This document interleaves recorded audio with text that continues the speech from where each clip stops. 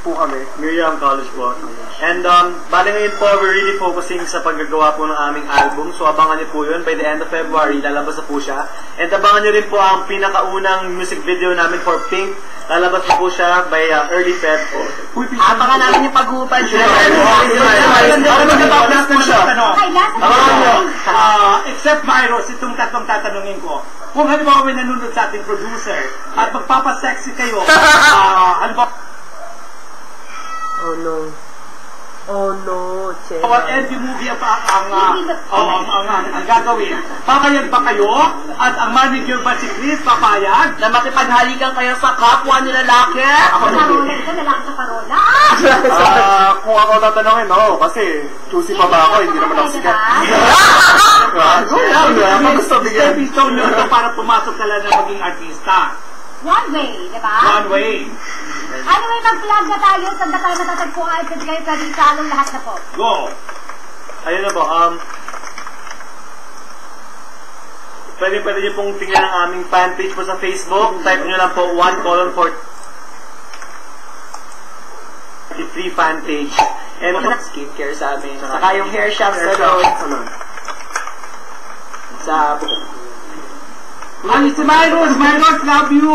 Yummy! May sasabihin ka pa ba? Ayan po, sa lahat po, sana abangan niyo po yung next single po yung Time Philippine.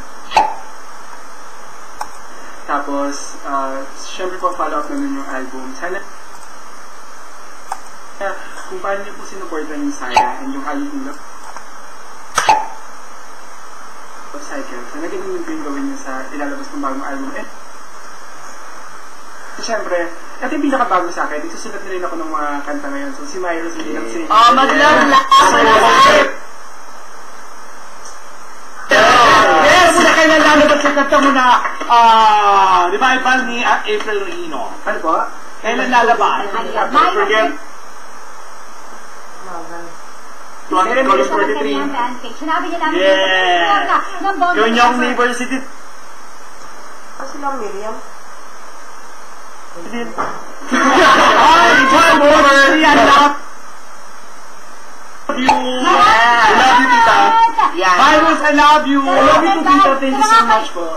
Alright, maraming salamat. Talapakan naman natin. Yes!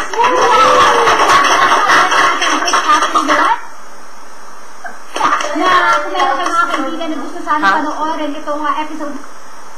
Bakit ganyan nag-gate? Natin, mapapanood pa rin po yan. Log-in naman po kayo sa location.com. I-upload po namin yung video. Mamayang gabi. Mamaya pa panoorin ko na yan. Panoorin din nyo.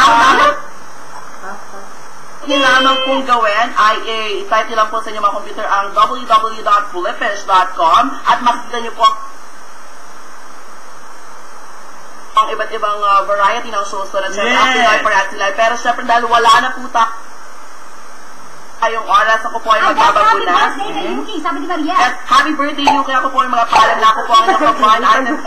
From 90.7 Love Radio, kailangan.